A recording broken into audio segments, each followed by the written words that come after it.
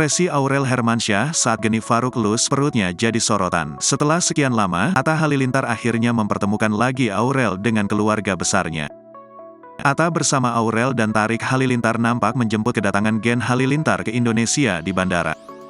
Atta Halilintar mengunggah video bersama dengan istri serta keluarga besar Gen Halilintar. "Semua keluargaku akhirnya di sini," tulis Atta Halilintar. Saat YouTuber tersebut mengarahkan kamera menyorot wajah Aurel, ia nampak menunduk dan fokus main handphonenya. Lantas, ini langsung menimbulkan asumsi dari publik, bahkan wajah anak Krisdayanti itu dibilang seperti sedang tertekan. Kendati demikian, Aurel dan Atta akhirnya bertemu lagi dengan keluarga besar Gen Halilintar. Terlebih, Aurel tengah mengandung anak keduanya. Lenggo Geni Faruk pun sempat memegang perut menantunya itu dengan wajah sumringah.